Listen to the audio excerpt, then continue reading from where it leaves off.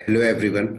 आज हम लोग एक नए सीरीज के साथ आगे बढ़ रहे हैं और बेसिकली आज हम लोग जिस टॉपिक पे बात करेंगे वो एनसिबल का टॉपिक है। तो दोस्तों, एनसिबल के सीरीज को स्टार्ट करने से पहले मैं आपको एक चीज बता देता हूँ। हम लोगों ने डेवऑप्स के काफी टूल्स को कवर कर लिया है, जैसे लिनक्स के वीडियोस हमने बना रखे हैं पूरे के पूरे, और एडब्ल्यूएस का वीडियो भी हमारा ऑलरेडी कंप्लीटेड है, और डॉकर का भी कंप्लीटेड है, कुबरनेटिस का भी कंप्लीटेड है, माइक्रोसॉफ्ट एजोर का भी कंप्लीटेड है। और अब मैंने सोचा कि आप लोगों को एक एनसिबल का पूरा सीरीज लाकर दे दूं। तो तो आज से हमने सोचा कि एक एनसिबल का टॉपिक स्टार्ट करते हैं और अच्छा खासा हमें एनसिबल पे डिस्कस करना है। तो लगभग एनसिबल का सीरीज मैं आज से स्टार्ट कर रहा हूँ और ये कंप्लीट होने में मुझे 1 महीने लग जाएगा।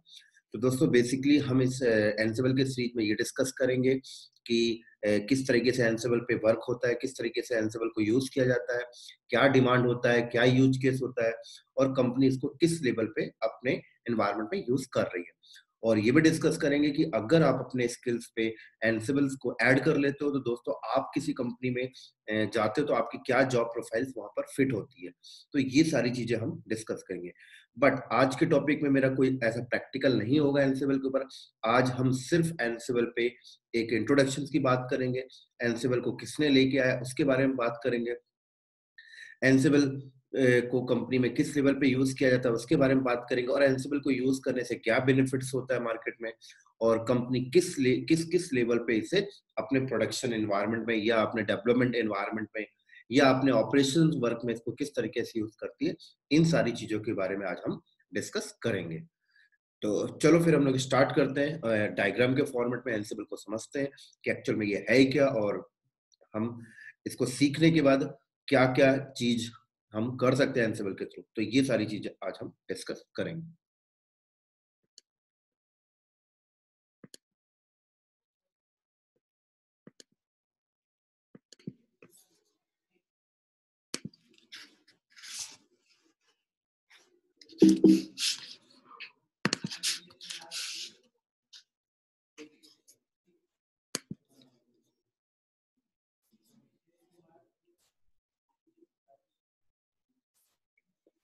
तो चलो दोस्तों, फिर हम लोग इसको कंटिन्यू करते हैं।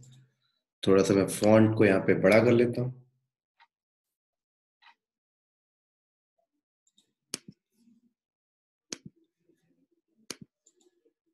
चलो, तो दोस्तों हम एनसिबल को स्टार्ट कर रहे हैं, और एनसिबल की बात करें तो एनसिबल काइंड ऑफ एक सॉफ्टवेयर है, राइट, और इसको ब्रीफ में हम समझेंगे। और एनसिबल एक आपका ओपन सोर्स सॉफ्टवेयर है क्या दोस्तों?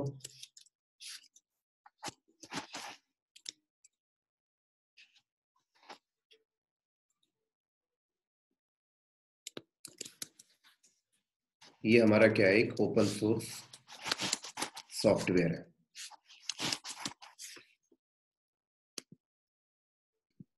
तो ये हमारा ओपन सोर्स सॉफ्टवेयर है, और इस सॉफ्टवेयर को बनाने वाला जो बंदा है उसका नाम भी यहाँ पे मैं मेंशन कर देता हूँ, और उसका नाम है यहाँ पर मिचेल डिहान,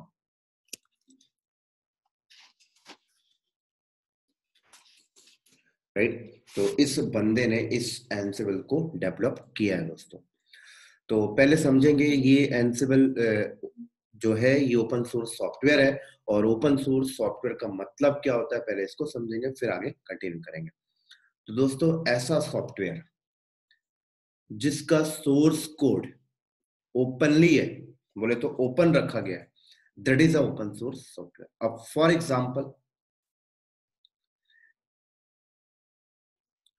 फॉर एग्जांपल जैसे मिचेल डिहान ने क्या किया, एनसिबल को बनाया। तो एनसिबल एक सॉफ्टवेयर है, तो जब मिचेल डिहान ने सॉफ्टवेयर को बनाया होगा दोस्तों, तो उसने कोडिंग किया होगा, राइट। क्या किया होगा, उसने अपने सिस्टम के ऊपर बैठकर कोडिंग किया होगा, राइट, कोड लिखा होगा प्रॉपर तरीके से, तब जाकर उसने एक एनसिबल सॉफ्टवेयर को बनाया। और इसका यूज क्या है अभी बात करेंगे बाद में, पहले ओपन सोर्स को समझ लेते हैं। तो उसमें सोर्स कोडिंग की गई होगी, और उस कोड को हम सोर्स कोड कहते हैं, है ना। तो जब मिचेल डेहान ने सॉफ्टवेयर को कंपाइलिंग करा होगा, और कंपाइलिंग करने के बाद एक कंप्लीटली एक सॉफ्टवेयर बना, राइट, जिसको हम यूज करते हैं आजकल। तो मिचेल डेहान ने उस सॉफ्टवेयर का, बोले तो एनसिबल को लिखने में जो उन्होंने जो कोडिंग की थी, उस कोड को उन्होंने ओपन रख दिया, मतलब हाइड नहीं किया, राइट? तो जब उसके सोर्स कोड को ओपन रखा गया, हाइड नहीं किया गया, तो हम इसको ओपन सोर्स सॉफ्टवेयर के नाम से कॉल करते हैं, राइट? तो ऐसा सॉफ्टवेयर जिसका सोर्स कोड ओपन है, कोई भी बंदा उससे देख सकता है, उस सॉफ्टवेयर के सोर्स कोड को रीड कर सकता है, that is the meaning of the open source software. अब ओपन सोर्स करने का बेनिफिट्स क्या होता है, क्या यूज केस होता है? तो दोस्तों, ओपन सोर्स का मतलब ये होता है कि हर एक सॉफ्टवेयर का सोर्स कोड ओपन करने का मतलब ये होता है कि अगर इस सॉफ्टवेयर को कोई भी कस्टमर यूज करे या कोई भी कंपनी यूज करे, फॉर एग्जांपल मान लो मिचेल डियान ने एक एंसिबल नाम का सॉफ्टवेयर बनाया और उसका सोर्स कोड इन्होंने ओपन रखा, तो इनका ओपन रखने का मतलब क्या था वो समझा देता हूँ। फॉर एग्जाम्पल, यहाँ पर एक कंपनी है, राइट? और ये कंपनी चाहती है कि मिचेल डिहान ने जो ओपन सोर्स सॉफ्टवेयर बोले तो एंसिबल को डेवलप किया है, तो ये ना कंपनी बोले तो इस कंपनी का नाम भी मैं लिख देता हूँ, XYZ कंपनी। अब ये XYZ नाम की कंपनी मिचेल डिहान के एंसिबल को यूज करना चाहते हैं, राइट? तो बिल्कुल यूज कर सकते हैं। तो XYZ नाम की कंपनी ने क्या किया, एंसिबल को यूज करना स्टार्ट कर दिया। अब सवाल ये आता है दोस्तों कि ये XYZ नाम की कंपनी बोलती है कि मिचेल डिहान ने जो सॉफ्टवेयर ये बनाया एंसिबल, इसमें ये फलाना कमी है, राइट? या ये एंसिबल हमारी ये डिमांड को पूरी नहीं कर पा रहा है, राइट? या इसमें कुछ दिक्कत है। तो ओपन इसका सोर्स कोड ओपन रखने का मतलब ये था कि XYZ नाम की कंपनी को अगर ऐसा लगता है कि भाई ये बग है, ये कमियां है, तो XYZ नाम की कंपनी क्या कर सकती है, उस एंसिबल के अंदर बोले तो जो सोर्स कोड है उसको ओपन करके वो अपने हिसाब से चेंजेस कर सकते हैं। मतलब अपने उनको लगता है भाई ये कमी है, तो ठीक है भाई, आप अपने डेवलपर से उस पर एडिट करा के उसको चेंज करा लीजिए। तो ये मतलब होता है हर एक सॉफ्टवेयर को का जो सोर्स कोड है ओपन करने का। तो ये एक बड़ा रीजन होता है कि हम अपने सॉफ्टवेयर के सोर्स कोड को ओपन रखते हैं, तो हमारा जो कस्टमर है, यूजर है, वो अपने नीड और डिमांड के हिसाब से उस पर चेंजेस कर सकता है। तो बेसिकली ये फायदा होता है दोस्तों सॉफ्टवेयर के सोर्स कोड को ओपन करने का।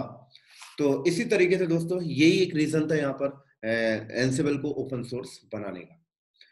उसी के साथ साथ अब सवाल ये आता है कि ठीक है भाई, अब ओपन सोर्स इन्होंने कर दिया, राइट? लेकिन आपका ऑर्गेनाइजेशन में, आईटी इंडस्ट्रीज के अंदर हर एक ओपन सोर्स सॉफ्टवेयर को लाइसेंस देने की भी एक ऑर्गेनाइजेशन है, राइट दोस्तों?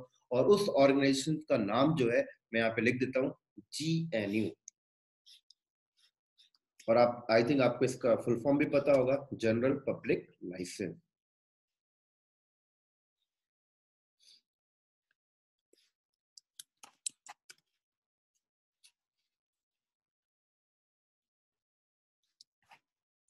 राइट? तो GNU एक ऑर्गेनाइजेशन है जो हर एक ओपन सोर्स सॉफ्टवेयर को लाइसेंस प्रोवाइड करती है, दोस्तों। अब ये लाइसेंस प्रोवाइड करने का मतलब क्या है, ये भी मैं आपको अंडरस्टैंड कराता हूँ। फॉर एग्जांपल कि मिचेल डिहान ने क्या किया, एक एंसिबल नाम का सॉफ्टवेयर बनाया, उसका सोर्स कोड ओपन है, राइट? कोई प्रॉब्लम नहीं है। अगर हाँ, मिचेल डिहान को पहले GNU से अप्रूव कराना पड़ेगा, लाइसेंस लेनी पड़ेगी कि मैंने एक ओपन सोर्स सॉफ्टवेयर बनाया और आप इसको अप्रूव कर दीजिए, राइट? तो क्यों अप्रूवल लेना पड़ता है, ये भी मैं आपको समझाता हूँ, राइट? तो होता क्या है दोस्तों, देखो, मान लो मिचेल डिहान ने एंसिबल बना दिया, ओपन सोर्स है। अब ये GNU से अप्रूव नहीं करवाता है, तो मान लो कि ये XYZ नाम की कंपनी ने क्या किया, ये एंसिबल को यूज करने लगा, या फिर अदर कंपनी ने भी एंसिबल को यूज करने लगा, या मैं एंसिबल को यूज करने लगा, या आपकी कोई इंडियन बैंकिंग सेक्टर की कंपनी एंसिबल को यूज करने लगी। अब खुदा ना खास्ता कि उस सॉफ्टवेयर को यूज करके मान लो मेरा प्रोडक्शन एनवायरनमेंट में कुछ इशू आ गया, या मेरा प्रोडक्शन एनवायरनमेंट का सर्वर हैक हो गया, या बैंक का सर्वर हैक हो गया, राइट? हो सकता है कि मिचेल डिहान ने उस एंसिबल को जब उन्होंने राइट किया था, तो उस पे ऐसी कुछ स्क्रिप्ट लिख दी थी कि किसी भी सर्वर पे इंस्टॉल होगा तो उसका प्राइवेसी हैक हो जाएगा, for example, just kind of. और अगर कंपनी डायरेक्टली यूज करने लग जाती है, तो कल को कोई भी एक्सीडेंट होता है, तो इसका रिस्पॉन्सिबल कौन होगा? तो दोस्तों, अगर मिचेल डिहान ने इस एंसिबल को एंसिबल बोले तो ओपन सोर्स सॉफ्टवेयर जो इन्होंने बनाया था, उसको अगर GNU से अप्रूव नहीं कराया होता, लाइसेंस नहीं लिया होता, तो इसकी रिस्पॉन्सिबिलिटी देखा जाए तो किसी के पास नहीं होती, राइट? कोई ऐसी संस्था नहीं है जो इसकी रिस्पॉन्सिबिलिटी ले रही हो, ठीक है?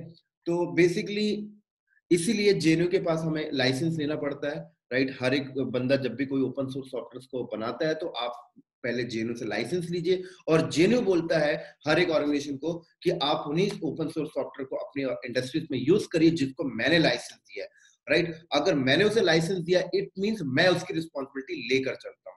तो दोस्तों कहीं ना कहीं आप एक सेफ पॉइंट पे हो जाते हो। तो फॉर एग्जाम्पल अगर मैं अपने प्रोडक्शन एनवायरनमेंट में एंसिबल को यूज कर रहा हूँ, और वो एंसिबल जेएनयू के थ्रू लाइसेंस है, एंसिबल एक ओपन सोर्स सॉफ्टवेयर है, और अगर ये जेएनयू के थ्रू लाइसेंस है, तो कल को मेरे प्रोडक्शन में कुछ भी इशू आता है तो मैं मिचेल डिहान के पास नहीं जाऊंगा, मैं पहले जेएनयू के पास जाऊंगा, राइट? और जेएनयू के ऊपर मैं क्लेम कर सकता हूँ क्योंकि जेएनयू ने उसको लाइसेंस प्रोवाइड किया है, राइट? तो इसीलिए एक टॉप में एक ऑर्गेनाइजेशन होती है जो उसको लाइसेंस प्रोवाइड करती है, और कहीं ना कहीं अगर हम हर एक ओपन सोर्स सॉफ्टवेयर अगर जेएनयू के थ्रू अप्रूव्ड है, लाइसेंस है, तो दोस्तों हमें कोई प्रॉब्लम नहीं होगी उस सॉफ्टवेयर को अपने प्रोडक्शन में यूज करने में, क्योंकि कहीं ना कहीं जेएनयू के अंदर जो डेवलपर्स बैठे हैं, जो ये ऑर्गेनाइजेशन है, इस ऑर्गेनाइजेशन की जॉब ही यही होती है कि हर एक ओपन सोर्स सॉफ्टवेयर को लाइसेंस प्रोवाइड करना। हाँ, अब मैं बता देता हूं कि जेएनयू लाइसेंस प्रोवाइड करने से पहले क्या क्या स्टेप फॉलो करते हैं, ये भी मैं आपको बता देता हूं, तो आपको ये बात क्लियर हो जाएगी ओपन सोर्स का एक्चुअल मीनिंग क्या होता है, राइट? फॉर एग्जाम्पल मैं एक डेवलपर हूं, राइट? और फलाना कल को फ्यूचर में मैंने कोई एक डेवलपमेंट किया, मैंने एक सॉफ्टवेयर बनाया, और मैं बोलता हूँ भाई ये सॉफ्टवेयर का जो सोर्स कोड है ये भी मैं ओपन रखूंगा, राइट? और मैं मार्केट में ऐसे लोगों को सेल करने लगा, सेल बोले तो फ्री में देने लगा, तो क्या गारंटी है कि मैं फ्री में दे रहा हूँ लोग मेरे सॉफ्टवेयर को यूज करेंगे? हो सकता है मैं हैकर हूँ, ऐसा भी तो हो सकता है। भाई मैं हैकर हूँ, मैं फ्री में दे रहा हूँ, कोई मेरा सॉफ्टवेयर क्यों लेगा? तो मैं क्या करूंगा कि अगर मैं अपने सॉफ्टवेयर को डिस्ट्रीब्यूट करना चाहता हूँ लोगों तक, तो मुझे सबसे पहले जीएनयू के पास जाना पड़ेगा, और मैं जीएनयू को बोलूंगा कि मैंने एक ये सॉफ्टवेयर बनाया है, और मैं आपसे अप्रूवल लेना चाहता हूँ, आप मेरे को लाइसेंस प्रोवाइड कर दीजिए जिससे मेरा सॉफ्टवेयर मार्केट में डिस्ट्रीब्यूट हो जाए, एक मेरा नाम हो जाए। तो जीएनयू क्या बोलेगा, ठीक है कोई दिक्कत नहीं, हम लाइसेंस देंगे, आपने जो सॉफ्टवेयर बनाया है पहले हमें बताइए ये क्या मार्केट में यूज होगा, इसका पर्पस क्या है, और विथ हमें इसका सोर्स कोड भी प्रोवाइड करिए।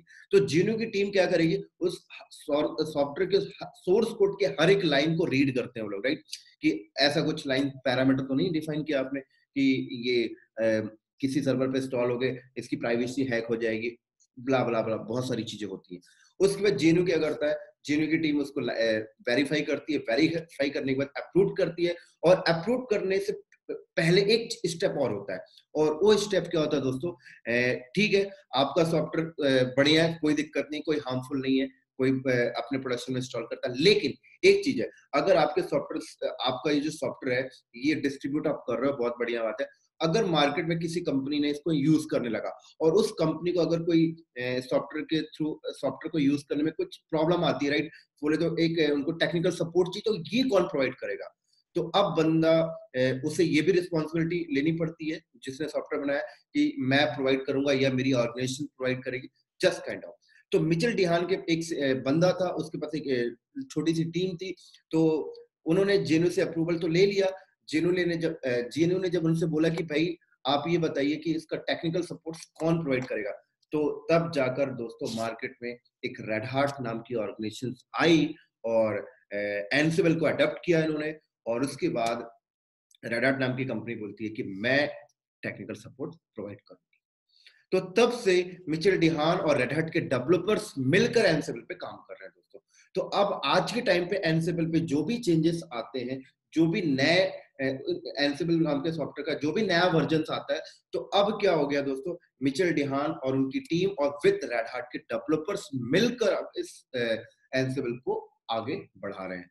तो अभी अगर आपको एनसिबल का कोई एंटरप्राइजेस वर्जन लेना है, बोले तो फॉर एग्जांपल एक एक्सवाईजेड नाम की कंपनी है, अब वो एनसिबल को यूज करना चाहती है, तो वो लोग रेड हैट के साथ टाई अप ले लेते हैं, तो रेड हैट उनको एंटरप्राइजेस वर्जन दे देती है, एंटरप्राइजेस लाइसेंस दे देती है, तो उससे उस कंपनी को एक क्लियर हो जाता है कि ठीक है भाई हमने ओपन सोर्स सॉफ्टवेयर यूज करें, बहुत बढ़िया बात है, लेकिन कल को अगर हमें कुछ भी इश्यूज आता है एनसिबल से रिलेटेड, कुछ भी दिक्कतें आती, कुछ भी ट्रबल शूट हमें चाहिए, सपोर्ट चाहिए, तो कोई बात नहीं, एनसिबल एक ऑर्गेनाइजेशन बैठी हुई है, सॉरी रेड हैट एक ऑर्गेनाइजेशन बैठी हुई है जो हमें टेक्निकल सपोर्ट प्रोवाइड कर देगी, राइट?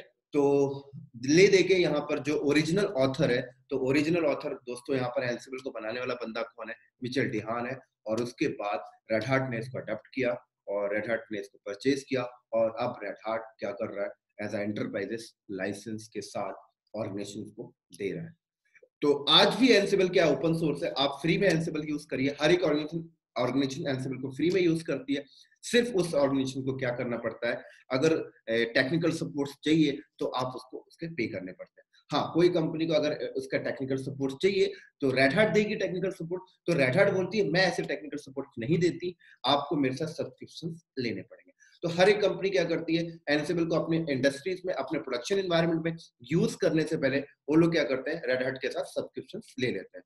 तो अब क्या होता है कि एक अमाउंट फिक्स हो जाता है जो रेड हार्ट के पास जाता रहता है। तो ये एक रेड हार्ट की इनकम है, राइट। इसी तरीके से रेड हार्ट क्या करता है, एंसिबल की ट्रेनिंग भी मार्केट में प्रोवाइड करता है और उसके साथ साथ ट्रेनिंग के साथ सर्टिफिकेशन भी प्रोवाइड करता है। तो ले देकर रेड हार्ट, अगर आप एंसिबल के एग्जाम देना चाहते हो दोस्तों, तो आप रेड हार्ट का दे सकते हो, कोई प्रॉब्लम नहीं, बहुत इसकी वैल्यू है आज के टाइम में। चलो, ये तो हो गई दोस्तों एंसिबल की हिस्ट्री। और अब बात करते हैं कि एंसिबल का यूज केस क्या है, एक इंडस्ट्री इसको किस लेवल पे यूज करती है और क्या बेनिफिट्स होता है अगर हम एंसिबल को अडॉप्ट करते हैं और अगर हम अपने काम को डेली बेसिस होने वाले, हमारी इंडस्ट्रीज के अंदर डेली बेसिस पे होने वाले ऑपरेशंस को अगर हम एंसिबल से करते हैं तो हमें क्या बेनिफिट्स हो। तो चलो दोस्तों, अब हम लोग स्टार्ट करते हैं एंसिबल के इस यूज केस की तरफ। अभी तो ये हमें उसकी हिस्ट्री को समझ रहे हैं।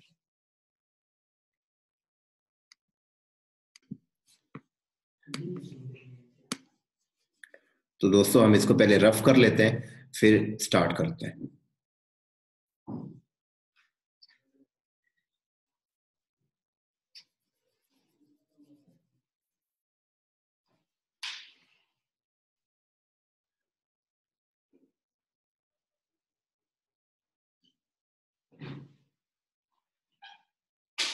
चलो दोस्तों, तो फॉर एग्जांपल ये एक ऑर्गेनाइजेशन है, राइट।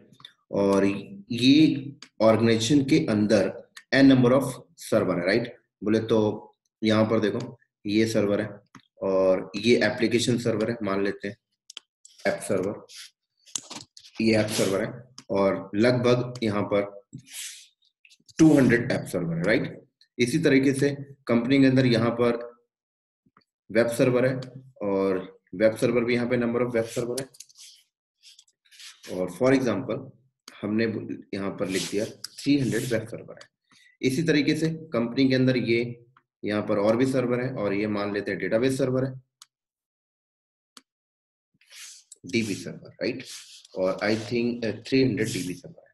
उसी के साथ साथ दोस्तों यहाँ पर कंपनी का स्विच है, राउटर है, नेटवर्क डिवाइसेस है, N number of switch router है। यहाँ पे मैं लिख देता हूँ, ये कंपनी का क्या है, नेटवर्क डिवाइस है, ठीक है।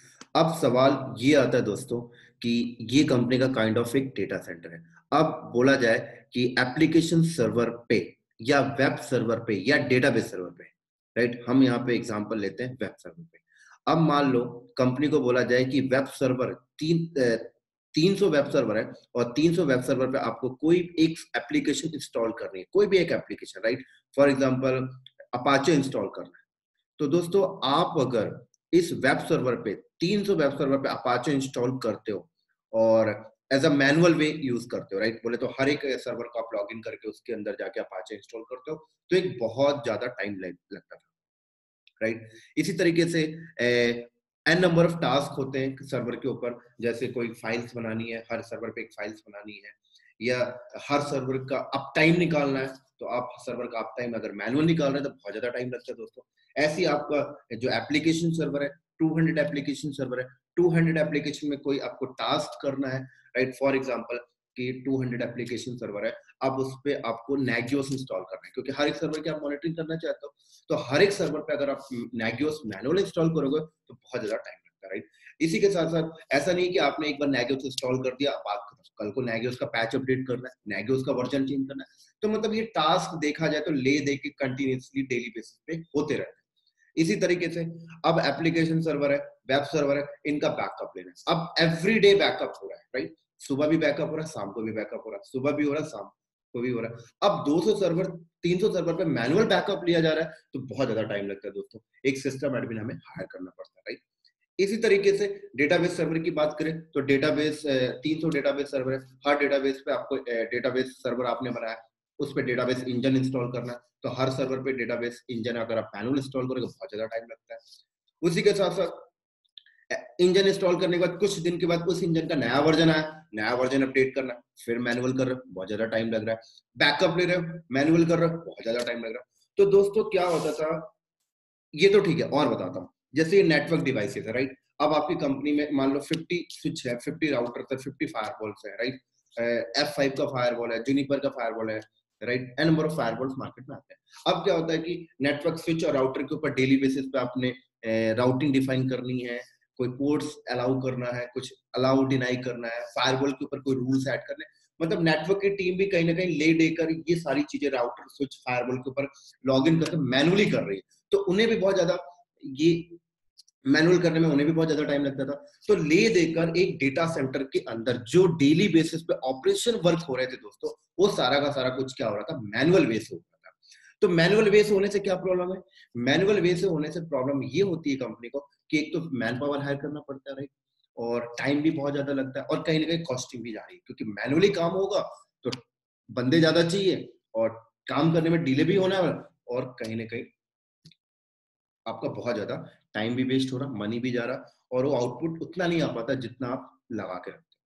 तो अब क्या हुआ कि मार्केट में बोला गया कि भाई ये जो डेली बेसिस पे कंपनी में जो डेली बेसिस पे जो ऑपरेशन होते हैं डेटा सेंटर के ऊपर, एप्लीकेशन सर्वर के ऊपर, डेटाबेस के ऊपर, वेब सर्वर के ऊपर, स्विच राउटर के ऊपर, फायरवॉल के ऊपर, जो भी आपकी कंपनी में डाटा सेंटर के अंदर डेली बेसिस पे जो ऑपरेशन होते हैं, कंपनी ने बोला ये ऑपरेशन को ऑटोमेट करना है, ये ऑपरेशन ऑटोमेट करना मतलब 250 वेब सर्वर पे पैच अपडेट करना है, तो मैनुअल नहीं करना, ऑटोमेट करना है। डेटाबेस सर्वर का बैकअप लेना है सुबह शाम, मैनुअल नहीं करना, ऑटोमेट करना है। तो ऑटोमेट से फायदा क्या हुआ कि भाई आपको एक तो मैन पावर कम लगेगी, और दूसरा आपका काम भी फास्ट हो जाएगा। स्विच राउटर के ऊपर कोई भी राउटिंग एंट्री करनी है, मैनुअल नहीं करना, ऑटोमेट करना है, राइट। फायरवॉल के ऊपर कोई भी एंट्री करनी है, मैनुअल नहीं करना, ऑटोमेट करना। तो दोस्तों अब बात आती है कि ये डेली बेसिस पे होने वाले टास्क को, राइट, डेली बेसिस पे होने वाला ऑपरेशन बोले तो कॉन्फ़िगरेशन डेली बेसिस पे, या वन टाइम कॉन्फ़िगरेशन भी आप बोल सकते हो। डेली बेसिस पे बोलिए, हो सकता है कि मान लो कि आपने आपकी कंपनी में एक नया डेटा सेंटर लगा, अब नया डेटा सेंटर में एक फर्स्ट टाइम कॉन्फ़िगरेशन करनी है, राइट, तो वो भी आप ऑटोमेट करना चाहते हो, राइट, क्योंकि मैनुअल करोगे तो फर्स्ट टाइम भी टाइम लगेगा। तो आप जो भी आपने डेटा सेंटर के अंदर, चाहे फर्स्ट टाइम कॉन्फ़िगरेशंस हो या डेली बेसिस पे कॉन्फ़िगरेशंस हो, जो भी कॉन्फ़िगरेशंस आप कल तक मैनुअल कर रहे थे दोस्तों, तो अब सवाल आती है कि इसको ऑटोमेट करना है। तो ऑटोमेट करने के लिए आपके पास दो रास्ते होते हैं। पहला रास्ता क्या होता है, मैं यहाँ पे लिख देता हूँ। पहला रास्ता होता है स्क्रिप्टिंग, राइट। अब कौन सी स्क्रिप्टिंग, कोई भी स्क्रिप्टिंग आप यूज कर सकते हो, राइट। जैसे कि यहाँ पे मैंने लिख दिया सेल स्क्रिप्टिंग, राइट, और पाइथन। तो अब सेल स्क्रिप्ट और पाइथन, तो अगर आपको सेल स्क्रिप्ट आता है, राइट, बैश स्क्रिप्टिंग आती है तो आप सेल स्क्रिप्टिंग कर सकते हो, पाइथन आती है तो पाइथन से स्क्रिप्ट कर सकते हो। तो अगर आप स्क्रिप्टिंग से भी ऑटोमेशन को अचीव कर लेते हो, तो स्क्रिप्टिंग से ऑटोमेशन अचीव कैसे किया जाता है। फॉर एग्जांपल मुझे एप्लीकेशन सर्वर के ऊपर पैच अपडेट करना है, तो मैं क्या करूंगा, एक स्क्रिप्ट फाइल लिखूंगा। अब वो स्क्रिप्ट फाइल या तो पाइथन में हो सकती है तो बैश सेल पे हो सकती है, no problem. And number of और भी लैंग्वेज है, आप उस पर भी लिख सकते हो, नो प्रॉब्लम। तो आपने क्या किया, एक फाइल बनाई, उसके अंदर क्या किया आपने, एप्लीकेशन सर्वर में पैच अपडेट करने की कमांड्स वगैरह आपने मेंशन कर दी, वेब सर्वर पे पैच अपडेट करने की कमांड्स मेंशन कर दी, कोई फाइल्स हर सर्वर पे कॉपी करना है, फाइल्स कॉपी करने के आपने कमांड्स मेंशन कर दी। बोले तो ये तो मैं जस्ट काइंड ऑफ एक छोटा सा एग्जांपल दे रहा हूँ, और भी नंबर ऑफ बड़े बड़े टास्क होते हैं जो आप स्क्रिप्ट फाइल पे लिख रहे होते हैं, राइट। लेकिन स्क्रिप्ट फाइल फॉर एग्जांपल मैंने लिखी, अब मैंने स्क्रिप्ट फाइल लिख दिया, राइट। अब मैंने स्क्रिप्ट फाइल जब लिखा तो मैंने अपने हिसाब से उस पर डिजाइनिंग की, राइट। मैंने अपने हिसाब से उस पर कमांड्स डाले, अपने हिसाब से व्यूज रखा, सब कुछ मैंने अपने हिसाब से किया, और स्क्रिप्ट भी बढ़िया चल रही है। स्क्रिप्ट के चलने से भी आपका काम ऑटोमेशन हो रहा है, टाइम कम लग रहा है, कोई प्रॉब्लम नहीं हो रही, आपका काम ऑटोमेशन हो गया। लेकिन फिर एंसिबल क्यों आया मार्केट में, जब स्क्रिप्टिंग से काम हो रहा था तो एंसिबल मार्केट में क्यों है, हम उस पर भी अभी डिस्कस करेंगे। तो दोस्तों क्या हुआ, कि मैंने अगर स्क्रिप्ट लिखी और कल को अगर मैं कंपनी को रिजाइन करके चला गया, राइट, तो मेरी स्क्रिप्ट, मेरी लिखी गई स्क्रिप्ट किसी अदर बंदे को समझना बहुत डिफिकल्ट है। क्यों? क्योंकि वो स्क्रिप्ट मैंने अपने हिसाब से लिखी थी, राइट। एक नया बंदा आता है तो उस स्क्रिप्ट को पहले वो समझेगा, एक हफ्ते तो उसको अंडरस्टैंडिंग में लिख चला जाएगा कि भाई उसने क्या क्या मेंशन किया है, ये फलाना कमांड क्या डाल दिया, क्योंकि एक काम को करने के एन नंबर ऑफ कमांड्स होते हैं, राइट। मैं हो सकता है कि मैं जो कमांड डाल के क्या वो अदर बंदे को नहीं पता, उसके बारे में पहले अंडरस्टैंड करेगा। तो एक बहुत डिफिकल्टीज होती थी कंपनी को, जब कोई एक बंदा स्क्रिप्ट लिख कर और उस स्क्रिप्ट से कंपनी अपना काम चला रही है और अगर वो बंदा चला गया छोड़ के, तो कंपनी को बहुत डिफिकल्टीज होती थी, राइट। और इस टाइप की प्रॉब्लम्स कंपनी को बहुत ज्यादा झेलने की प्रॉब्लम फेस करनी पड़ती थी। इसी के साथ साथ कोई भी नया टास्क अगर कंपनी को करवाने हैं और कोई भी नया टास्क कंपनी के पास आया, उसको ऑटोमेशन करवाना है, तो अब लोग आप स्क्रिप्ट लिखने में लग जाते थे। अब पता लगा 15 दिन हो गया स्क्रिप्ट लिख अभी तक बना नहीं, 1 महीना हो गया स्क्रिप्ट बना नहीं, क्योंकि स्क्रिप्ट लिखने के लिए लॉजिक चाहिए दोस्तों, काइंड ऑफ एक बोले तो एक प्रोग्रामिंग लैंग्वेज टाइप से आपको लॉजिक होना चाहिए, राइट। तो आप एक अच्छा सा स्क्रिप्ट लिख सकते थे। तो कहीं ना कहीं स्क्रिप्टिंग से काम हो रहा था, लेकिन कहीं ना कहीं डिफिकल्टीज हो रही थी कंपनी को, क्योंकि वो इजी वे नहीं है स्क्रिप्टिंग। स्क्रिप्टिंग कहीं ना कहीं डिफिकल्टीज है, उसको लर्न करना भी एक डिफिकल्टीज है।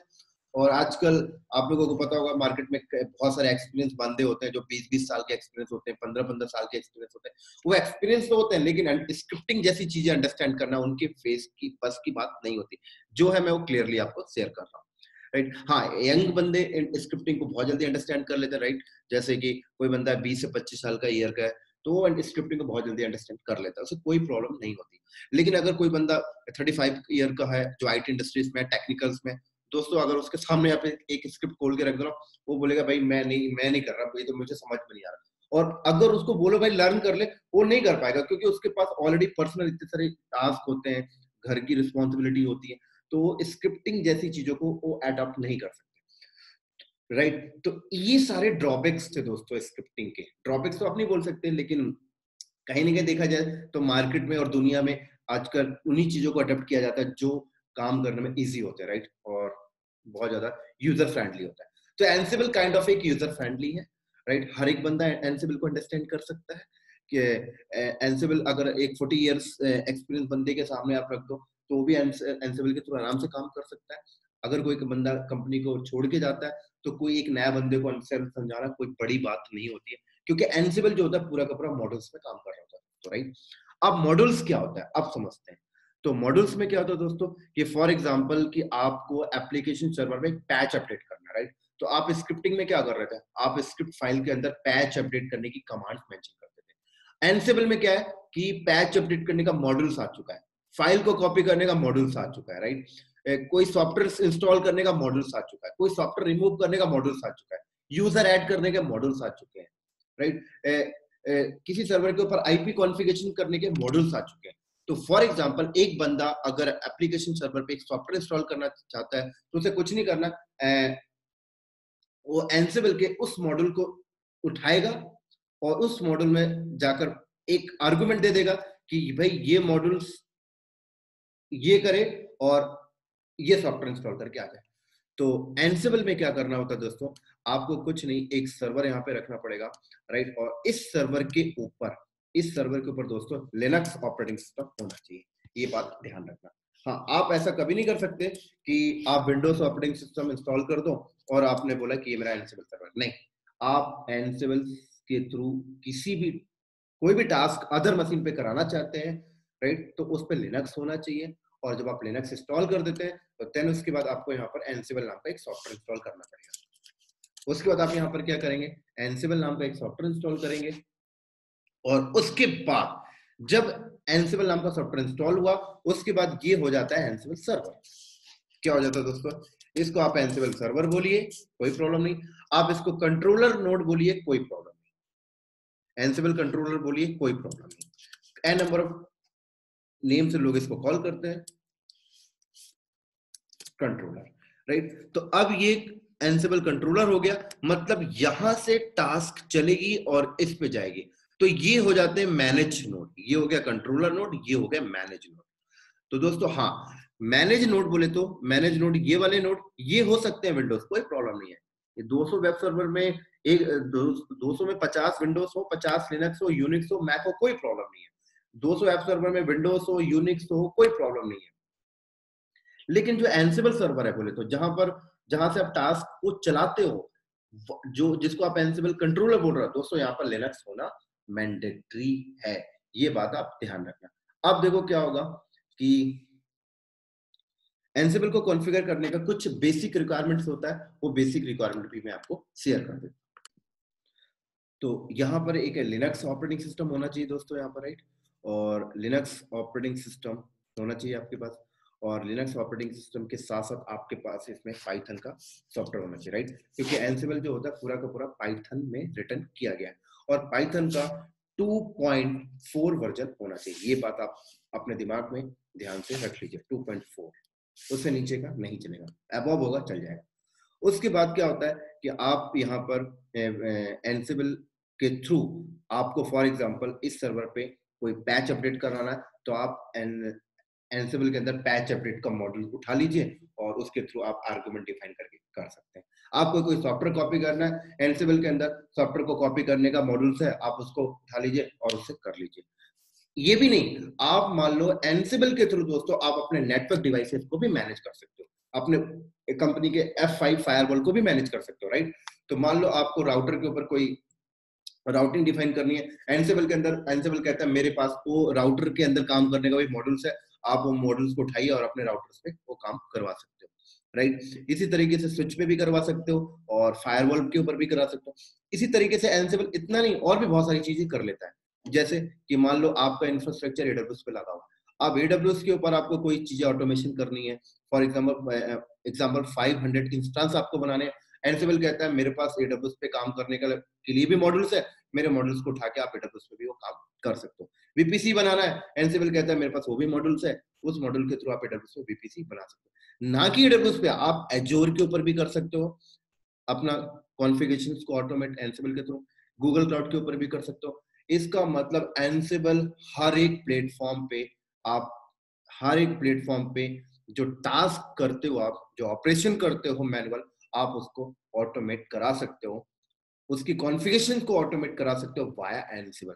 तो इतना ज्यादा फेमस है दोस्तों एंसिबल, राइट, और अच्छा खासा बूम पे है, और इस पे काफी ज्यादा जॉब भी मार्केट में बहुत आ रही है आजकल। तो हाँ, एक चीज और बता दूं, एंसिबल पे बाय डिफॉल्ट एंसिबल पे तो बहुत सारे मॉडल्स अवेलेबल है, और उनके डेवलपर्स और मिचेल डीहसन मिलकर एंसिबल के और मॉडल्स के ऊपर काम कर रहे हैं, मतलब और भी नंबर ऑफ मॉडल्स वो ला ला के दे रहे हैं हमारी सुविधा के लिए, कि हमें इतनी दिक्कतें ना हो। तो दोस्तों, जब इतना इजी चीज मार्केट में आ चुका है आपके ऑपरेशन वर्क को ऑटोमेट करने के लिए, तो फिर भला हम स्क्रिप्टिंग की तरफ क्यों जाए मार्केट, राइट। तो बहुत इजी है, लाइक उनके डेवलपर्स, हाँ, हालांकि मॉडल्स के अंदर देखा जाए तो स्क्रिप्टिंग ही लिखी हुई है, लेकिन वो स्क्रिप्टिंग के बारे में अब हमें नहीं सोचना, हमें तो मॉडल्स बना कर दे दिया कि हम मॉडल्स को यूज कर रहे हैं, बस बात खत्म। तो इसी तरीके से दोस्तों, एंसिबल, यहाँ पर एंसिबल में एक और बेनिफिट्स होता है कि मान लो कुछ मॉडल्स अवेलेबल नहीं है, फॉर एग्जांपल आप अपनी कंपनी में कुछ ऐसा टास्क करना चाहते हो जिसमें एंसिबल के पास कोई भी मॉडल्स अवेलेबल नहीं है, तो एंसिबल बोलता है कोई दिक्कत नहीं, आप खुद से भी मॉडल्स को लिख सकते हो दोस्तों, ऐसी कोई प्रॉब्लम नहीं। हाँ, अब जब आप खुद मॉडल्स लिखोगे तो उसको कस्टम मॉडल्स बोला जाता है। उस मॉडल्स को लिखने के लिए आपको पाइथन आनी चाहिए, रूबी या बैश। तो इन 3 लैंग्वेज में आप लिख सकते हो। तो कोई बात नहीं भाई, जब इतने सारे मॉडल्स हैं, एक आध मॉडल्स लिखना होगा तो पाइथन की नॉलेज ले लेंगे, राइट। लेकिन ये सारी चीजें बाद में चाहिए, पहले तो आप सिस्टम एडमिन तक का एंसिबल सीख जाएंगे दोस्तों। हाँ, एक चीज और मैं आपको बता दूं, एंसिबल इजी भी है और टफ भी है, इजी भी है, टफ भी है। अब किसके लिए इजी है, किसके लिए टफ है, ये मैं आपको अंडरस्टैंड कराता हूँ, राइट। फॉर एग्जांपल, एक बंदा जैसे कि उसको सिस्टम एडमिन का कुछ नहीं आता, राइट, एक बंदा है उसको लिनक्स ओएस का कुछ नहीं पता, उससे सिस्टम एडमिन का कुछ नहीं पता कि भाई सॉफ्टवेयर कैसे इंस्टॉल करते हैं, सर्वर्स कैसे कॉन्फ़िगर करते हैं, नेटवर्क स्विच कैसे करते हैं। तो अगर वो बंदा एंसिबल कर लेना, उसके कोई बेनिफिट्स का नहीं है, राइट। एंसिबल उन्हीं बंदे के लिए अच्छा होता है जो बंदा ऑलरेडी सिस्टम एडमिन है। फॉर एग्जांपल, मैं एक सिस्टम एडमिन हूं, मैं एक कंपनी के अंदर बैकअप मैनेजमेंट का प्रोसेस कर रहा हूं, तो मैं अगर एंसिबल सीखता हूं तो मेरे लिए यूज केस है कि भाई मैं जो अपनी कंपनी में बैकअप मैनेजमेंट मैनुअली कर रहा था, मैं एंसिबल के थ्रू उसको ऑटोमेट करके दूं, तो मेरे लिए इजी है। लेकिन एक बंदा अपनी लाइफ में कभी बैकअप मैनेजमेंट किया ही नहीं, उसे कभी इस चीज का एक्सपीरियंस ही नहीं है कि भाई सिस्टम एडमिन की जॉब की प्रोफाइल में होता क्या है, उसने कभी मैनुअली ही नहीं किया, उसे कोई एक्सपीरियंस नहीं है, तो वो अगर एंसिबल सीख लेता है तो उसके लिए कोई यूज केस नहीं, वो कहाँ पर और क्या ऑटोमेशन करेगा, क्या कॉन्फ़िगरेशन को ऑटोमेट करेगा, उसको कुछ समझ नहीं आ पाएगा। तो मैं रिकमेंडेड करता हूँ कि कोई भी बंदा एटलीस्ट सिस्टम एडमिन की प्रोफाइल को पहले अडॉप्ट कर ले, देन उसके बाद एंसिबल को करने जाए, राइट? इसी तरीके से मान लीजिए एक नेटवर्क का बंदा आके बोलता है कि मैं एंसिबल सीख लूं, क्या मेरी जॉब परफेक्ट है? तो मैं उससे बोलता हूँ भाई तू पहले नेटवर्क के ऊपर कुछ मैनुअल कॉन्फ़िगरेशन किया है लाइफ में कभी? कभी तूने स्विच कॉन्फ़िगर किया है, कभी तूने राउटर कॉन्फ़िगर किया है कि स्विच के ऊपर काम किया, फायरवॉल के ऊपर काम किया? हाँ, अगर तूने लाइफ पास्ट में कभी काम किया है, ये सारी चीज़ें मैनुअल की है, तो तुझे एंसिबल अच्छे से समझ में आएगा। फिर तो तुझे कुछ नहीं देखना, तुझे तो बहुत मजा आएगा कि भाई ये चीज़ें मैं मैनुअल कर रहा था, एंसिबल में तो ये मॉड्यूल्स उठा के मैं ऑटोमेट कर, तो एक बेनिफिट हो जाता है दोस्तों। तो मैं रिकमेंडेड करता हूँ हर एक बंदे को कि पहले आप अपना सिस्टम एडमिन का प्रोफाइल मजबूत करिए, देन उसके बाद एंसिबल की तरफ आइए, राइट? अब सिस्टम एडमिन का प्रोफाइल का मतलब एटलीस्ट आपको लिनक्स बेसिक आना चाहिए, लिनक्स के ऊपर काम करना आना चाहिए। ऐसे अगर आपका प्रोफाइल विंडोज का है तो आपको विंडोज के सिस्टम एडमिन का पार्ट पता होना चाहिए। अगर आप नेटवर्क प्रोफाइल के हो तो आपको नेटवर्क प्रोफाइल की चीजें पता होना चाहिए। हाँ, एक बंदा अगर बोलता है मैं एडब्ल्यूएस पे मैं एंसिबल को सीख करके एडब्ल्यूएस पे इम्प्लीमेंटेशन कर सकता हूँ, तो बिल्कुल कर सकता है, लेकिन एटलीस्ट तुझे एडब्ल्यूएस का भी सिस्टम एडमिन का पार्ट पता होना चाहिए। तब तो तू, अगर तूने पास्ट में कभी एडब्ल्यूएस के ऊपर इंस्टेंस बनाया, वीपीसी बनाया, एक kind of virtual data centre set किया है, राइट? और एन नंबर ऑफ चीजें होती है, अगर तूने पास्ट में कभी वो चीज किया है तो फिर तो तू एंसिबल को अंडरस्टैंड कर लेगा। भाई मैं ये चीजें एडब्ल्यूएस पर मैनुअल किया करता था, एंसिबल के मॉडल्स के थ्रू मैं इसको ऑटोमेशन कर सकता हूँ, तो तेरे लिए बेनिफिट्स है, राइट? ऐसे कोई बंदा बोलता है क्या मैं इसको एंसिबल को एजोर पे एंसिबल को लेकर मैं एजोर पे काम कर लूंगा, बिल्कुल कर लेगा, लेकिन तू पहले कभी एजोर पे मैनुअल तो काम किया होगा, तब तो तुझे मजा आएगा ना कि हाँ मैं पास्ट में इसको मैनुअल करता था, अब मैं एंसिबल के मॉडल्स के थ्रू इसको ऑटोमेट कर रहा हूँ। तो मेरे कहने का मतलब दोस्तों है कि आप पहले अपना सिस्टम एडमिन का प्रोफाइल मजबूत करिए, देन उसके बाद एंसिबल करेंगे। तो इसलिए मैंने बोला था एंसिबल इजी भी है और टफ भी है।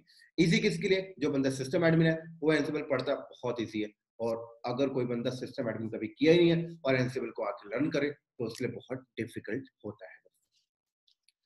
तो ये था हमारा एक छोटा सा एंसिबल के ऊपर इंट्रोडक्शन, और आज की वीडियो में यहीं पे स्टॉप करता हूँ। कल से हम एंसिबल के लैब की तरफ चलेंगे। तो दोस्तों एंसिबल की लैब करने के लिए एटलीस्ट हमें 3 VM चाहिए, राइट? 2 VM में भी काम हो जाएगा, लेकिन हम यहाँ पे 3 VM लेके चलेंगे। तो हमारे पास एटलीस्ट 3 VM होना चाहिए, राइट? जिसमें हम एक में एंसिबल कंट्रोलर बनाएंगे और 2 हमारे नोड होंगे जिसके ऊपर हम टास्क परफॉर्म किया करेंगे, राइट? अब दोस्तों ये 3 VM या आप एक VMware के ऊपर भी बना सकते हो, आप फिजिकल भी रख सकते हो, या फिर आप अगर आपको अगर एडब्ल्यूएस आता है तो आप एडब्ल्यूएस के ऊपर भी क्रिएट कर सकते हो एंसिबल की लैब करने के लिए, या एजोर के ऊपर भी कर सकते हो, या गूगल क्लाउड के ऊपर भी कर सकते हो। तो काफी अच्छा टॉपिक है एंसिबल, और लगभग ये 1 महीना जाएगा, और इसकी वीडियो जो है मैं लगभग 25 से 30 वीडियोस इसके ऊपर बनाने जाने वाला हूँ। तो आज हम लोग यहीं पे स्टॉप करते हैं दोस्तों, और आई थिंक रात के 12:30 बज चुके हैं। और ठीक है दोस्तों, अगर आपको ये इन्फॉर्मेशन जो मैंने आपको दिया एनसिबल की थ्योरी अगर आपको अच्छा लगा है तो मेरे चैनल को लाइक करिए, सब्सक्राइब करिए, और बहुत ही जल्दी कल हम लोग मिलते हैं नेक्स्ट वीडियो में एनसिबल की प्रैक्टिकल के साथ। चलो दोस्तों, बाय बाय, गुड नाइट।